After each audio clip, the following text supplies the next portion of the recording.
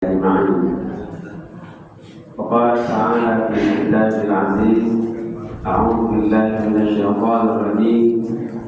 يا أيها الذين آمنوا اتقوا الله حق تقاته ولا تموتن إلا وأنتم مسلمون.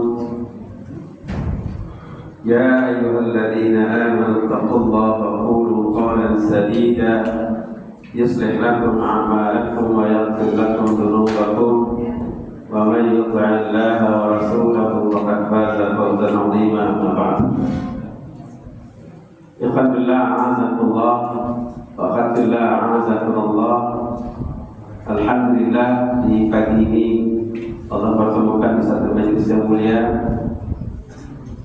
di Baitin min Buyutillah, rumah di antara Allah Subhanahu wa taala, yang seraya kita memanjatkan dan memohonkan kepada Allah Subhanahu wa taala ampunan padanya atas segala kesalahan-kesalahan dan segala kejelekan-kejelekan kita, dan senantiasa berharap akan mendapatkan hidayah Allah Subhanahu wa taala dari kita datang ke majlis yang mulia ini di Baitin min Buyutillah.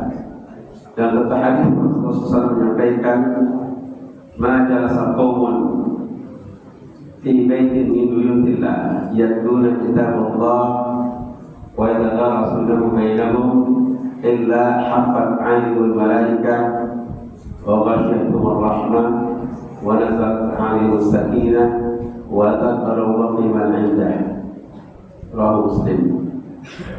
Tidaklah satu kaum duduk di satu rumah di antara rumah Allah Ta'ala, mereka membacakan Al-Quran tentu dengan sunnah Nabi SAW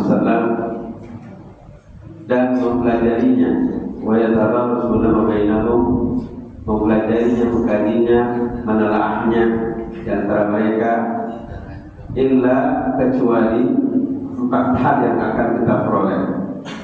Pertama, hafat alaihul malaikah, akan diturunkan kepada mereka, akan malaikat akan membentangkan sayapnya. Artinya membentangkan sayapnya, yakni yang pertama akan datang yadnu, mereka datang, ya, mereka datang ke majlis ilmu yang kita duduk bersama ini. Jadi yang hadir di majlis ini tidak hanya kita, tapi juga malaikat datang, bahkan senang melihat kita yang berada di majlis ilmu ini. Satu hadis, "Fa'innal malaikata la tadau ajnihataha li talibil ilmi ridwan bima yasna." Sesungguhnya para malaikat membentangkan sayapnya untuk orang yang talabul ilmi, mereka itu senang terhadap mereka, orang-orang yang talabul ilmi. Kita semua disenangi oleh para malaikat. Kalau malaikat senang berarti kita akan mendapatkan rahmat Allah Taala dan akan selalu dinaungi oleh malaikat. Malaikat menaungi kita, subhanallah. Yang kedua, malaikat akan mendoakan kita, selalu mendoakan kita, khususnya mendoakan agar diampuni dosa-dosa kita. Dan satu hadis, "Fa'innal 'alima la yastaghfiru lahu fis samawati wa fil ardi hatta al-hitani fil ma'." Sebenarnya para malaikat, fa'innal 'alim, sebenarnya orang yang berilmu, termasuk kita yang telah berilmu ini, la yastaghfiru lahu fis samawati wa fil ardi, sungguh malaikat yang ada di langit dan makhluk-makhluk yang ada di bumi, manusia, tumbuh-tumbuhan, bebatuan, ya, hatta yantani fil ma, hingga ikan-ikan yang ada di lautan mohon ampunan kepada Allah Subhanahu wa taala untuk kita yang talabul ilmi, yang belajar ilmu Al-Quran dan Rasul yang kita sedang berada sekarang.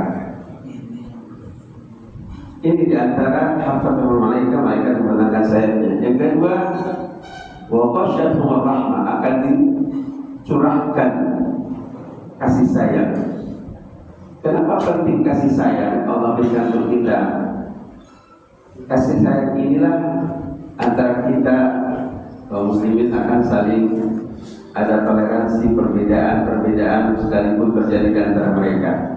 Ada saling empati, memperhatikan, ada saling menghormati, ada saling menyayangi antara kita, khususnya antara suami dan istri. Ya, kasih sayang penting untuk mendidik anak-anak kita ke depan dan lainnya.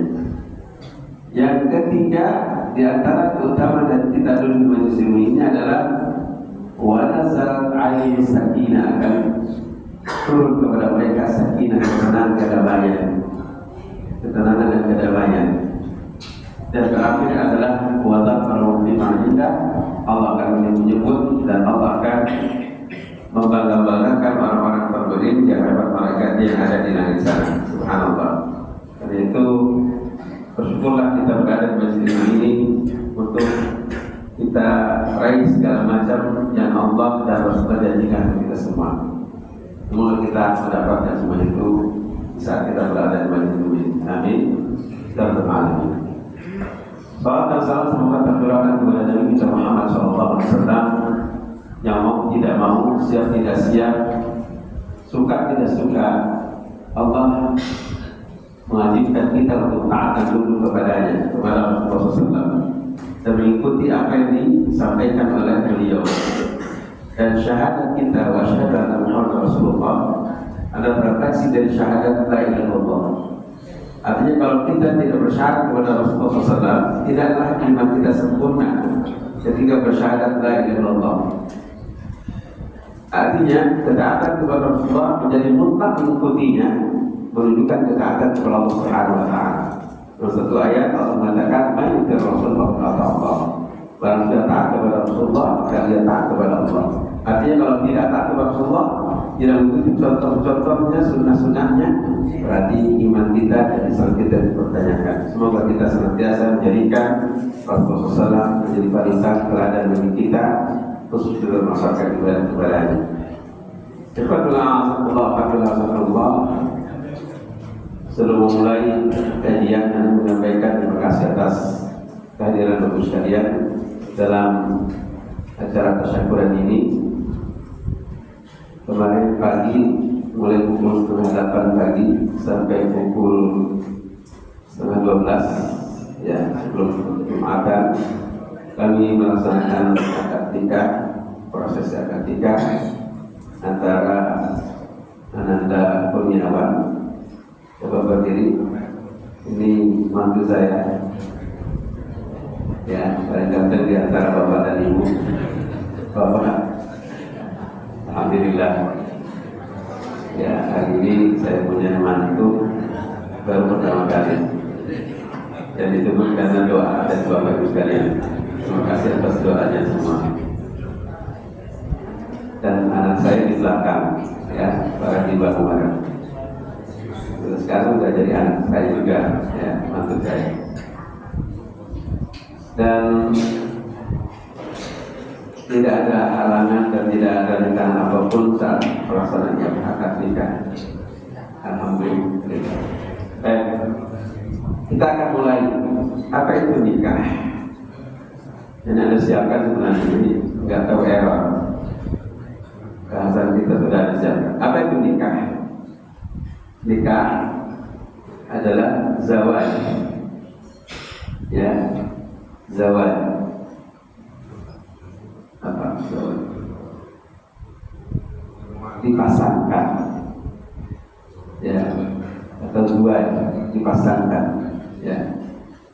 Maka hidup kita itu tidak lepas dari berpasangan. Allah menjadikan sesuatu itu berpasangan.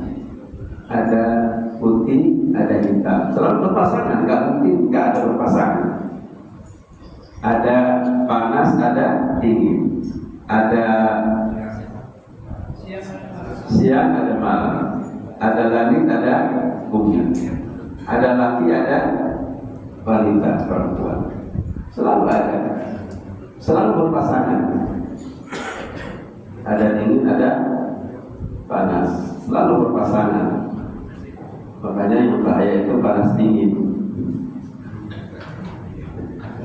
Di dalamnya, dalam satu suasana panas dingin.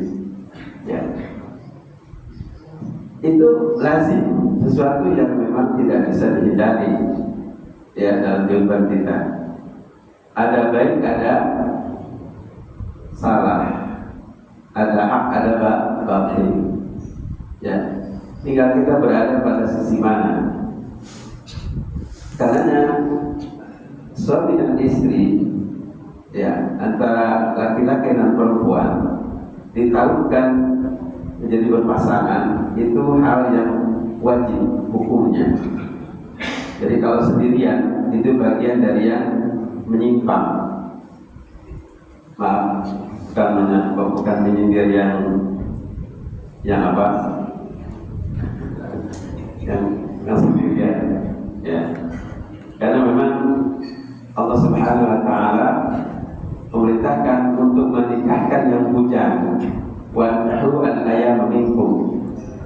Ya, nikahkanlah orang-orang yang sendirian di antara kalian. Allah perintahkan kita untuk mencarikan pasangan, ya, yang merasa, ya, untuk dipasangkan. Ya, walaupun sudah pernah berpengalaman, artinya sudah muda atau sudah janda, tetapi bagi yang mungkin kuat menahan gejolak keinginan syahwatnya, yang mungkin tidak mengapa. Tapi sesungguhnya itu kebutuhan yang tidak bisa dihindari. Karenanya Allah memberikan solusi, ya, untuk berpasangan itu dengan nikah, bukan dengan selain nikah. Tidak ada nilai kebaikan dalam berpasangan kecuali dengan nikah. Tidak ada. Ya, karenanya banyak di kalangan anak-anak muda sekarang, ya, dengan begitu sangat kuat dan kencangnya budaya barat, ya, hubungan antara mereka sudah tidak ada pemisah. Ya, seakan-akan biasa bergaul laki-laki dan perempuan. Banyak kasus-kasus.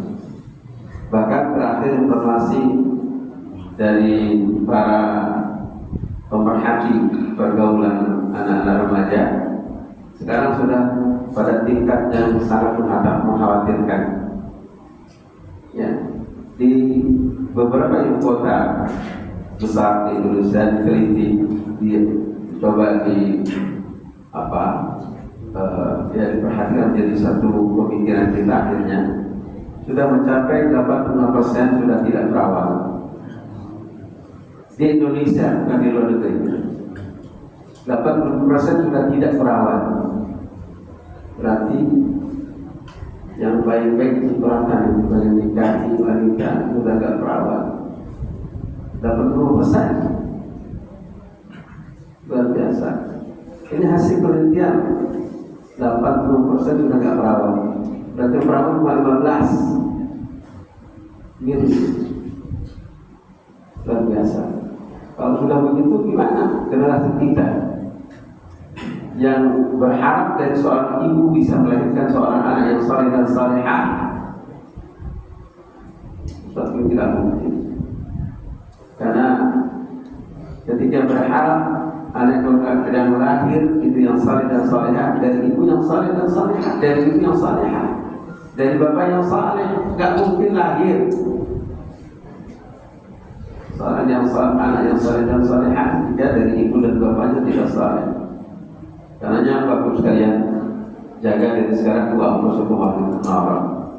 Jagalah dirimu dan keluargamu dari neraka, khususnya anak-anak yang sudah balik. Apalagi konsep pacaran dianggap biasa. Antum punya tanggung jawab di akhirat. Anak itu menjadi investasi sebenarnya untuk antum semua, untuk kita, bukan hanya antum anak juga. Akankah menjadi investasi kalau kita tidak arahkan, kita tidak memberikan pendidikan yang baik kepada mereka? Hayat tak seperti itu. Berikanlah anak kita yang perempuan itu kepada laki-laki yang betul-betul kita yakin akan bisa mengantarkan ke surga nantinya. Kita berharap kita mendapatkan surga. Sementara investasi anak-anak kita ke depan itu tidak kita siapkan, dan kita tidak mempersiapkan untuk menjadi seorang ibu yang salehah dari suami yang saleh. Paling tidak kita menghantarkan anak kita betul-betul saat kita nikahkan itu dalam keadaan betul-betul murni, tidak bercampur dengan sedikit pun budaya-budaya yang bisa merusak. Ya. Mengapa tidak boleh kita anak-anak kita berpacaran? Pertama,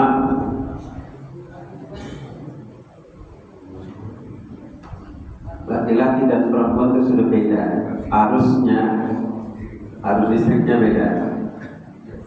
Ya, ketika sudah berbeda, kalau sudah arus listrik minus plus itu campur, terjadi apa? Konslet. Terus konslet? Ya, repot, kebakaran. Ya. Pergaulan antara anak kita dengan kawan-kawannya itu harus kita jaga betul. Jangankan untuk sesama yang sudah berbeda jenis, lain jenis. Antara yang laki-laki yang kita punya anak laki-laki atau kita punya anak perempuan bersama-sama dengan mereka, anak perempuan atau laki-laki pun harus ada batasan.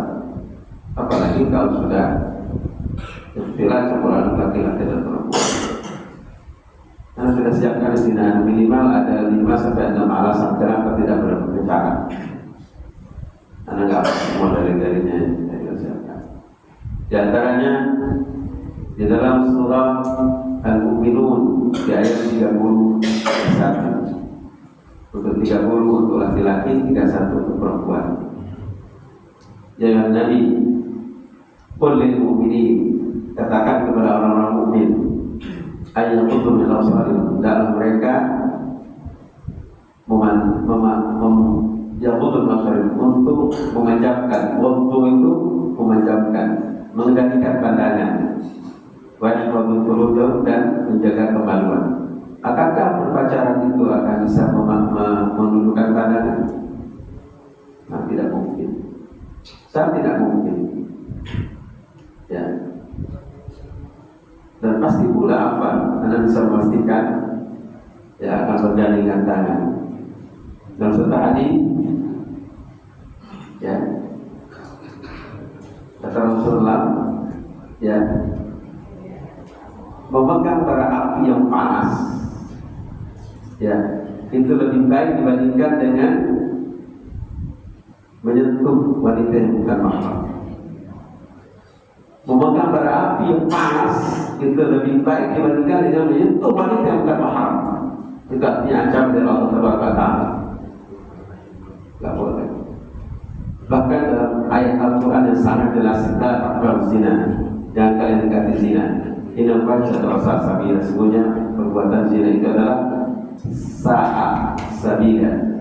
Inna fahsyata, perbuatan keji, sa'a sabila, dan jalan yang paling buruk. Bagaimana zina itu sebagai perbuatan keji dan jalan yang buruk? Allah yang katakan demikian itu. Pertama, hasil perzinahan, anak yang lahir itu tidak bisa dinisbahkan kepada bapaknya. Tidak bisa dinisbahkan kepada bapaknya. Kedua, tidak bisa mendapatkan waris. Ketiga, bapaknya tidak boleh nikahin anaknya. Bagaimana kak kecil? Gara-gara zina. Kecil. Ya, kalau sudah terjadi kebanyakan kebakaran jenggot akhirnya. Waliyadzubillah. Itu ya yang menjadi mukadimah kita bicara tentang nikah. Karena kita bahas tentang nikah ini. Yang pertama, rukun nikah. Rukun nikah itu ada, siapa yang tahu? Ada 3. Rukun nikah ada 3. Yang pertama adalah terhindar laki-laki dan perempuan yang akan menikah itu dari hal-hal yang dilarang dalam nikah di antara mereka. Apa di antaranya? nasab, betul tidak satu nasab, tidak satu keturunan, ya. Tidak boleh adik dengan kakak menikah, bibi dengan ponakan menikah, paman dengan ponakan menikah, tidak boleh. Termasuk anak susuan tidak boleh, tidak boleh. Ini ya, harus pasti betul-betul dia yang dibolehkan menikah. Yang tidak boleh, ya mahram tadi tidak boleh. Pastikan. Termasuk orang kafir dengan kita muslim nggak boleh. Harus jelas dia kafir nggak boleh. Ya, termasuk ahlus syirik yang berbuat syirik. Pernah dia datang ke Gunung Lawu misalnya, minta ini minta itu, perbuatan syirik. Walaupun dia muslim, haram untuk dinikahkan. Dan kesyirikan. Ahlus syirik. Ini nggak boleh, ya. Memnu'at fil nikah, larang-larangan untuk di dalam pernikahan antara mereka. Ya, ini rukun yang pertama yang harus dipahami. Rukun yang kedua adalah antara keduanya memang betul-betul ada kecenderungan. Maka tanyakan kepada anak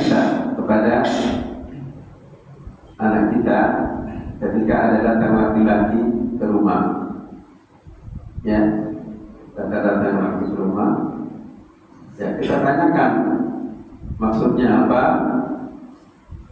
sampaikan setelah apa maksud laki-laki itu ke anak kita. Ketika anak kita diam sebagai jawaban, kadang-kadang dengan malu-malu biasanya anak kita, kamu mau enggak sama laki-laki itu? Ya, biasanya itu as-sukutu buat jawab, diamnya itu sebagai jawaban. Ya, ganggu bisa. Ya, harus ada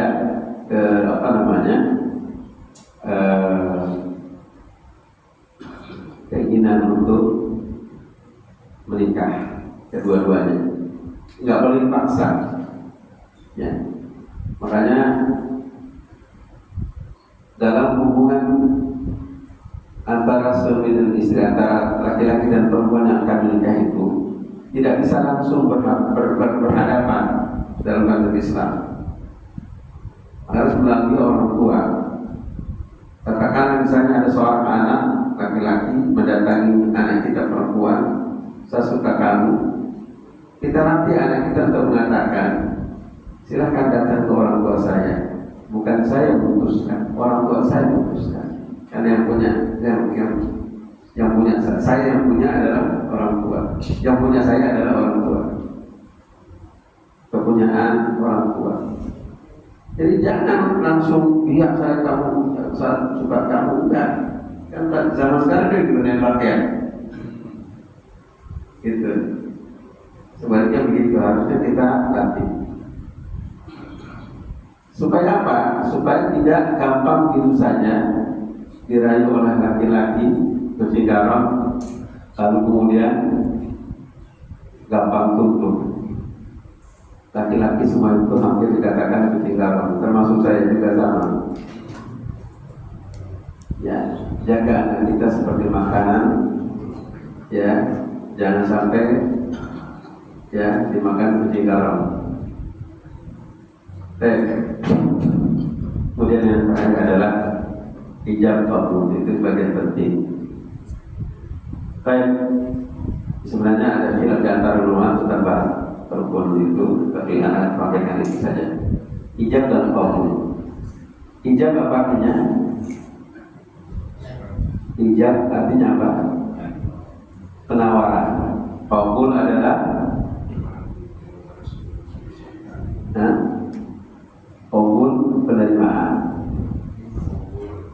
penerimaan, obalan, menerima. Ijab penawaran, ditawarkan. Ya, maka kalimat itu ketika seorang yang akan menikahkan walinya. Yang boleh menikahkan anak kita adalah wali, bukan penghulu. Penghulu itu petugas mencatat nikah. Maka antum yang punya anak perempuan harus bisa menikahkan anak perempuan antum sendiri, jangan orang lain. Dengan mudahnya saya wakilkan saja ke penghulu. Emang nggak bisa. Silok kata-kata untuk menikahkan, untuk ijab itu mudah. Kadang-kadang kita mempersulit. Kalimat dengan saya nikahkan kamu tanpa menyebut namanya saja tidak mengapa. Saya nikahkan kamu dengan putri saya, selesai. Tanpa mahar pun selesai. Bisa nggak kayak gitu? Saya menikahkan kamu dengan anak saya, selesai. Apa sulit? Atau mau lebih tambah lagi, saya nikahkan kamu wahai Ulan, misalnya siapa ya, Rudi, ada Pak Rudi nggak? Nah, mudah-mudahan nggak ada. Wahai Rudi, saya nikahkan kamu kepada putri saya bernama Mince. Udah selesai. Maka wajib. Kasih banyak, kasih mahar, tanpa harus disebutkan mahar ketika menikahkan, boleh. Saya menikahkan kamu, wahai Rudi, kepada anak saya bernama Tuti. Ada Tuti di sini. Selesai. Bisa nggak? Bisa. Lebih lengkap lagi dibacakan maharnya. Saya nikahkan kamu, wahai Anton, kepada putri saya bernama Tuti binti Rudi dengan mas kawin emas 1 kilogram, kendaraan Alphard tunai, bisa. Kalau lengkap boleh. Udah kan? Tapi kalau nggak bisa juga udah kayak gitu. Saya nikahkan kamu tanpa disebutkan namanya juga dengan anak saya. Selesai. Ya.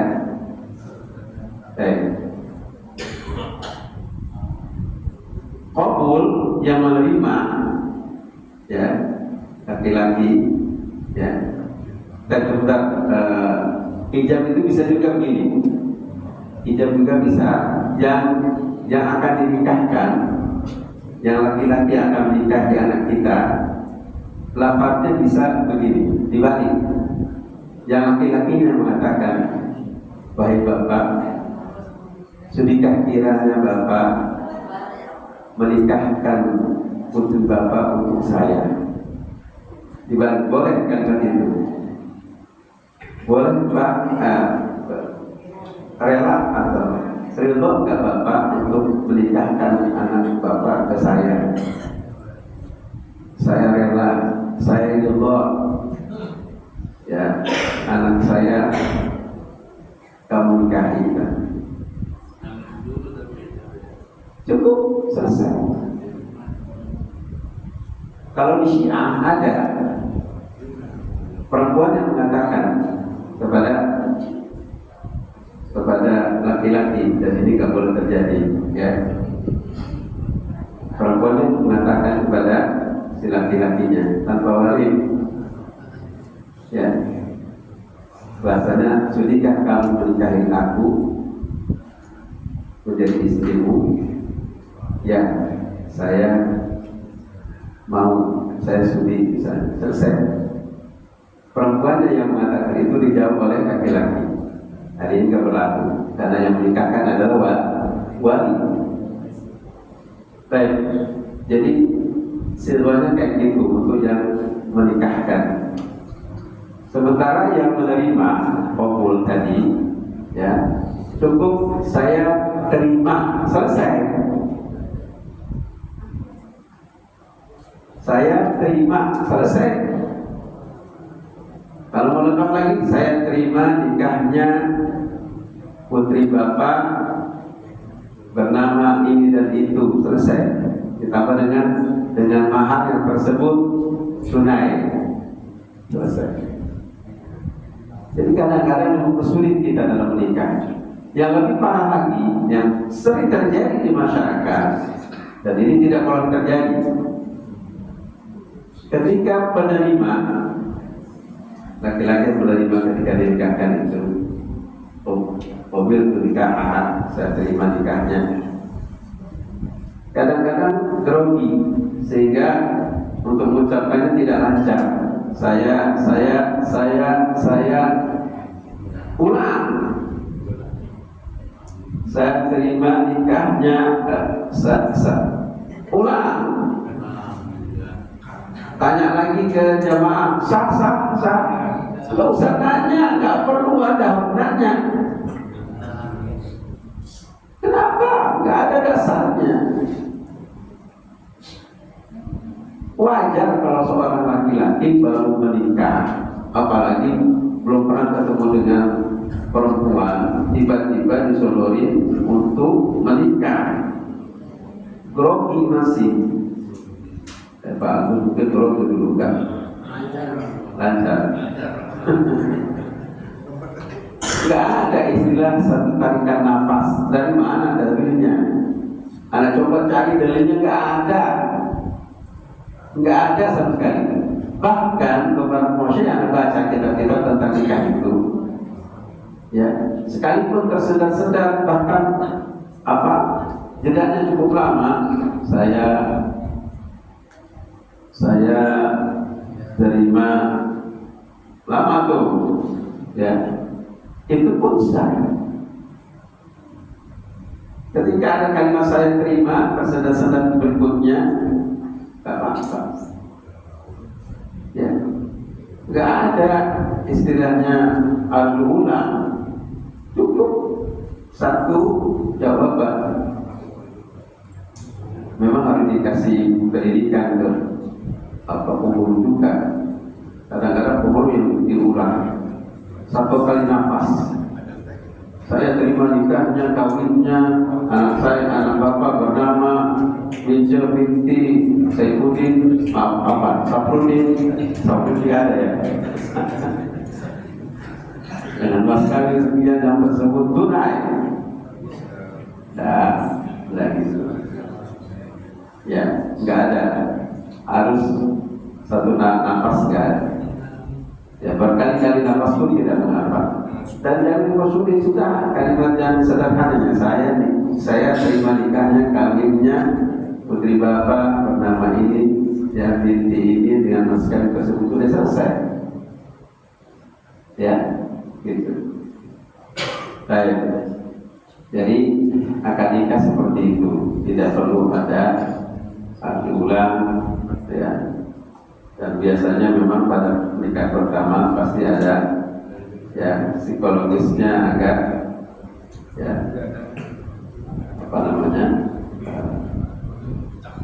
ya agak siap ya psikologisnya.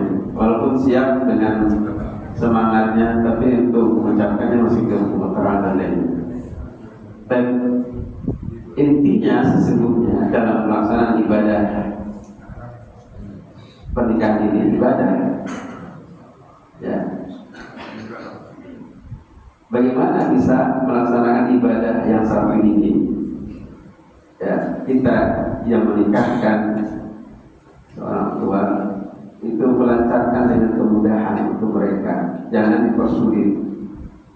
Intinya itu, termasuk juga mahar.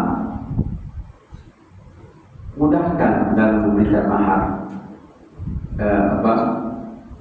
Saat seorang calon suami anak kita untuk berbahas semampu dia. Jangan jadi target minimal 100 gram. Enggak jadi. Saya jual beli. Padahal kita berharap mendapatkan akhirat kelak, pahala dari Allah. Ya, sesungguhnya ibadah yang satu ini, ya, yang akan dilaksanakan oleh anak-anak kita berdua. Ya. Ibadah yang berkelanjutan. Kenapa berkelanjutan? Karena kita sudah tidak dididik dengan baik, dilanjutkan oleh suaminya dengan baik, dilanjutkan. Kemudian setelah ada kelahiran dari putra-putri mereka, berkelanjutan dididik terus begitu, membentuk pribadi yang baik akhirnya. Kenapa harus dipersulit dengan memberikan mahar, harus setia dan seterusnya? Tidak. Berharap agar generasi ke depan anak kita ya memiliki kualitas yang sama seperti kita didik anak kita sekarang. Maka pilihlah yang terbaik. Memilih yang terbaik seorang suami untuk anak kita itu ya dari sisi agamanya. Dari sisi agamanya. Dalam hadis mana?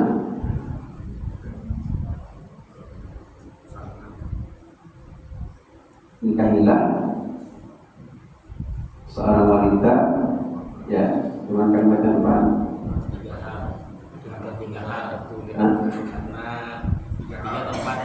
Itu satu orang aja bicara, bicaranya apa?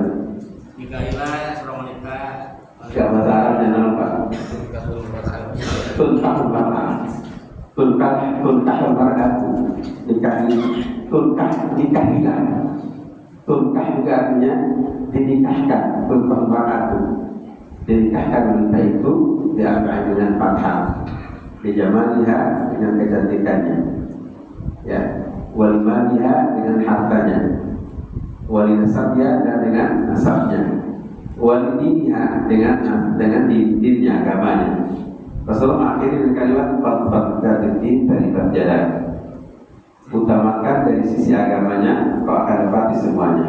Dari berjalan artinya kau dapati semuanya. Kecantikannya, nasabnya, hartanya, kau akan dapati. Karena yang berikan itu semuanya adalah Allah Subhanahu Wa Taala. Jadi agama tidak hanya di sisi pemahaman tentang agama, tapi dari sisi bagaimana mengamalkan agama itu, ibadahnya, ya, akhlaknya, lihat. Sempurna kita lihat dari tidak hanya dari sisi pemahaman, tapi ibadahnya, akhlaknya, imannya. Dan demikian sebagai pembuka untuk kajian kita pada pagi ini. Apa yang Anda sudah siapkan ternyata error, sudah Anda siapkan.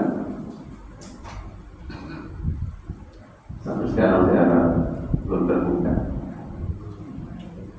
Mungkin ada pertanyaan? Satu lagi rukun itu ada 3. Sudah. Rukun Islam. Iya ada 3. Cuma saya kok dengar baru 2 gitu. Sudah. Ada 3 ya. Ada 3. Ya, Bapak. Anda. Warahmatullahi wabarakatuh. Tadi Ustaz ada 3 penjelasan. Itu apa kan perlu saksi Ustaz? Saksi. Saksi nikah. Ada saksi. Iya. Kita perlu saksi. Itu yang pertama. Yang kedua, biasanya kan di masyarakat kita, oh itu nanti ada takdirnya, pasangan nanti juga datang sendiri, gitu kan? Jodoh itu datang sendiri, nggak usah dicari, itu juga nanti pada waktunya. Ada yang begitu kan? Kesulitan apa? Jangan keluar dulu. Oh iya. Kemudian yang ya itu dulu aja Ustaz. Terima kasih. Assalamualaikum warahmatullahi wabarakatuh. Saksi ya. Dasar hari la nikah illa biwaliyin wa syahidain. Tidak ada nikah kecuali dengan adanya wali dan 2 saksi. Harus ada. Ya. Minimal 2 saksi. Menyaksikan itu semuanya menjadi saksi. Ada 400 orang itu jadi saksi. Minimal 2, tapi yang tercatat di KUA hanya 2. Kalau semua tercatat 400 orang, lembarannya terlalu banyak. Cuma 2. Ya. Sebenarnya yang kata itu jadi saksi semuanya. Ya. kemarin diundang 350, berarti ya 350 jadi saksi. Ya, ditambah dengan kita tasyakuran pagi ini juga saksi sudah terjadi pernikahan. Ya, itu yang pertama itu ya. Yang kedua, pasangan hidup itu tidak perlu dicari, nanti akan datang dengan sendirinya. Berpasangan itu satu hal yang tidak bisa dihindari sebenarnya antara hubungan laki-laki dan perempuan, kebutuhan. Ya, bukan dicari sebenarnya sesuatu yang memang lazim. Setiap makhluk berpasangan, maka dia ingin berpasangan laki-laki dan perempuan. Tinggal misalkan yang mencari ya pasangan sesuai dengan syariat. Bagi seorang laki-laki yang saleh akan mencari wanita yang salehah, begitu juga wanita yang saleh akan mencari laki-laki yang saleh. Misalkan dia mencari itu, karena sebenarnya kadang-kadang jadi masalah adalah ekspektasinya, harapannya selalu terlalu tinggi, sehingga apa yang diharapkannya tidak didapatkan. Harus begini, harus kaya, harus tingkat, harus ini dan lain-lainnya. Sederhana aja, jangan terlalu tinggi, gitu ya. Baik laki-laki dan perempuan, sehingga sampai usia sudah di atas 30 tidak nikah. Usia 40 bukan nikah. Bahkan ada yang sampai usia 50, bahkan mungkin sampai wafat tidak menikah. Jadi misalkan dia membuat harapannya tidak terlalu tinggi, akan segera didapatkan. Tidak ada manusia sempurna. Ya, tidak ada manusia yang sempurna. Dan kadang-kadang juga ada yang tidak berani untuk menghadap orang tuanya langsung. Dalam bahasa bisa baru menghadap kepada orang tuanya.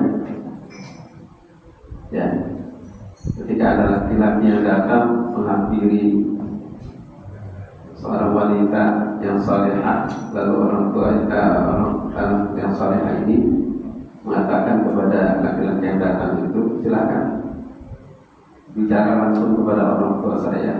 Kadang-kadang ada nggak berani. Ya itu yang bahaya kayak gitu. Akhirnya maunya jauh dari kamu aja deh, mau apa enggak sama saya. Itu menyesatkan gitu. Ya, dalam Islam harus dengan orang tua bicara, nggak boleh langsung. Ya, silakan.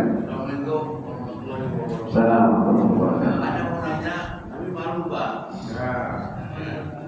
Saya sampaikan aja. Nikah yang pertama nilainya ibadah. Nikah yang kedua sama nggak ibadah? Kalau kita cari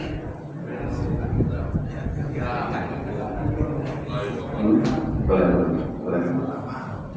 kedua nih, ya ibadah enggak?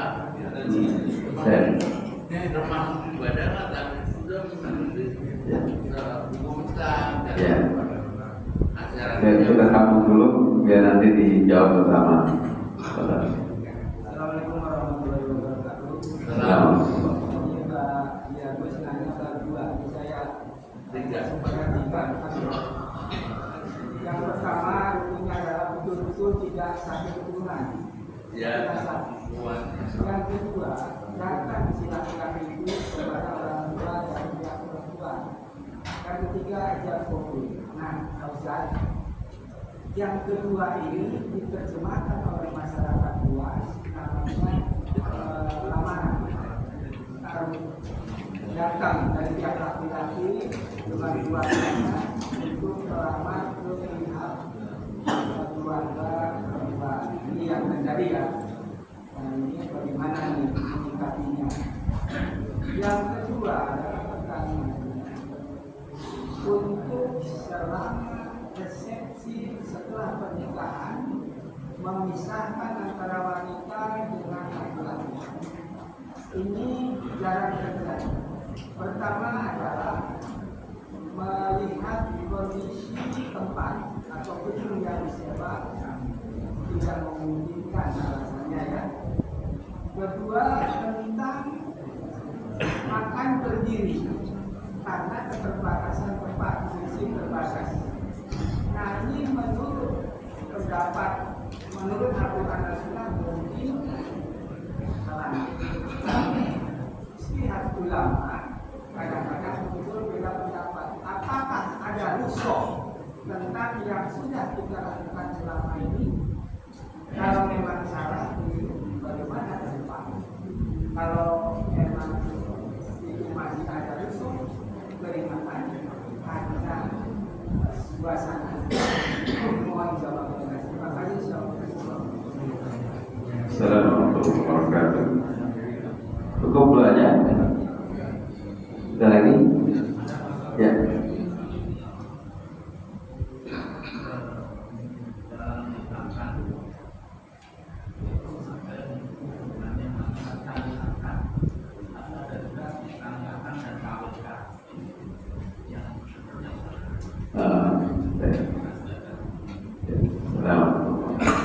Yang cukup tiga aja. Pertama, bagusnya berharap untuk nikah lagi misalnya. Nikah yang kedua itu termasuk ibadah juga. Ibadah. Ketiga, ibadah. Keempat, ibadah. Kelima, haram. Ibadah. Karena ibadah, maka harus memiliki syarat-syarat. Kalau memang dia bisa untuk berlaku adil kepada istri yang kedua, kita harus mengukur dulu bisa nggak adil. Tapi ketika menikah lagi, mudaratnya banyak, bahkan istri pertama yang cerai tidak diceraikan misalnya, itu kan mudarat berarti. Jangan, bukan ibadah akhirnya. Ya bikin tsunami aja yang kedua. Ya, bikin perang dunia ketiga. Ya itu ya, jadi harus diukur kemampuan kita untuk nikah lagi. Kira-kira ada masalahnya atau mudaratnya. Kalau ada mudaratnya jangan, bukan ibadah akhirnya. Ya, maka mundur, harus dibatalkan untuk nikah. Karena ibadah, istri bisa tenang menerimanya. Makanya bagus adalah istriku menikahkanku. Subhanallah. Istriku menikahkanku. Istri yang menjadi panitia pernikahan Pak Agus. Kira-kira bisa nggak? Tidak, jangan. Kalau saya bisa. Ya. Paling. Nah, tapi istri tidak menjadi wajib untuk ini yang penting. Ya, ketika nikah yang kedua tidak wajib izin istri, tidak wajib. Tapi kita harus bisa memprediksi kira-kira kalau istri tahu pecah perang dunia ketiga enggak? Kalau tahu. Nah itu, walaupun tidak wajib berarti kita harus ya istirahat tahu juga, jangan sampai tahunya dari tetangga. Ya, tahunya dari istri yang kedua yang kita nikahi, bawa anaknya misalnya ke rumah, bahaya itu. Terjawabnya ibadah semuanya. Yang kedua, dan wajib tahu ikhtilaf campur baur dalam acara pernikahan. Apa mudaratnya?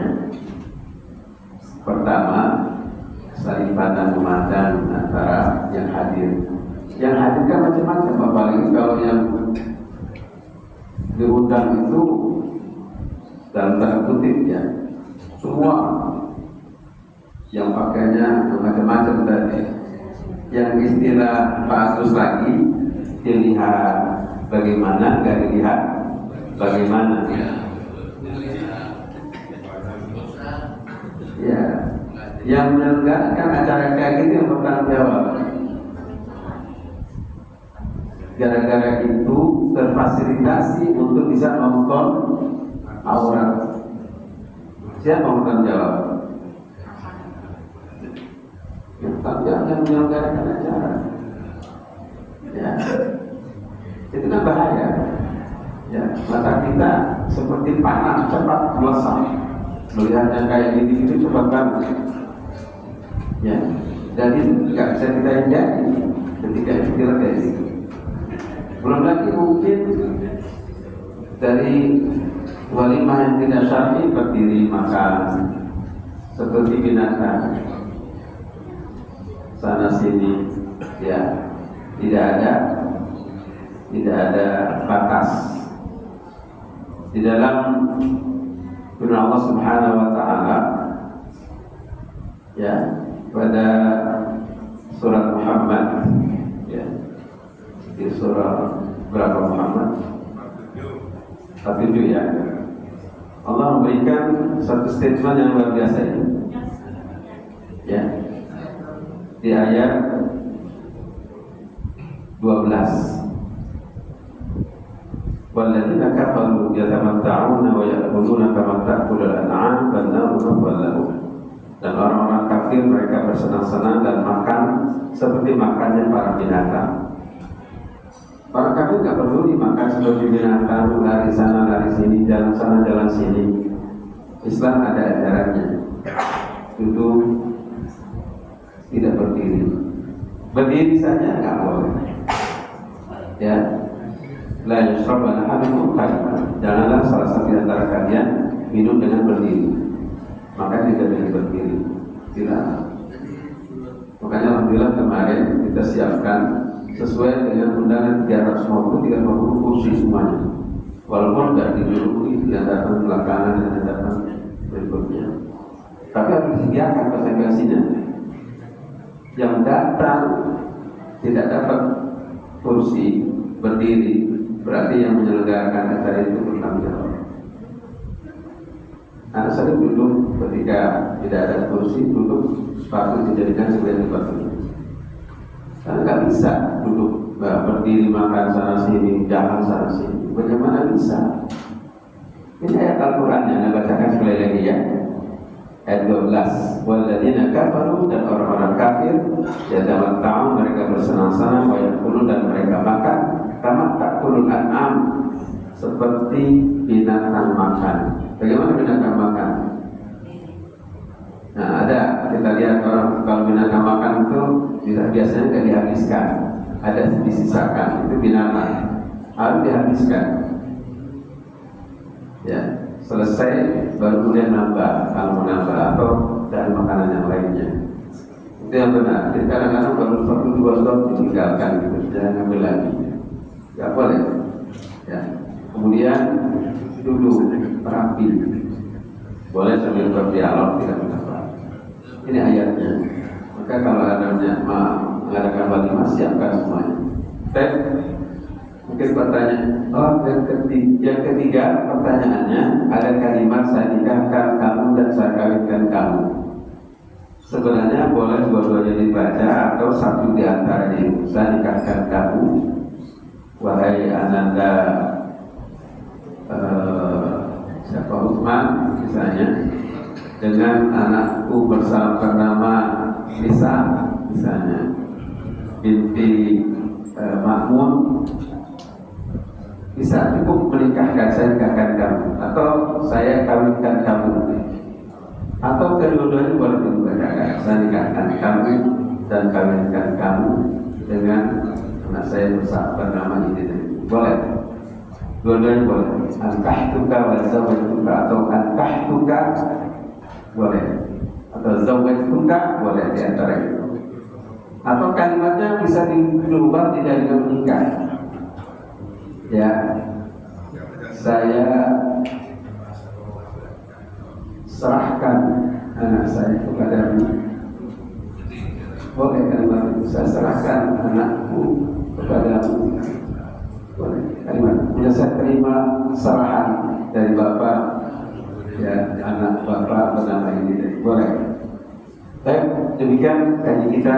Walaupun bahasan kita mungkin karena persiapan yang sudah ada di sini tidak terbuka, tidak maksimal, tapi intinya karena sangat bersyukur kepada Allah SWT yang sudah katanya pernikahan putra dan putri kami.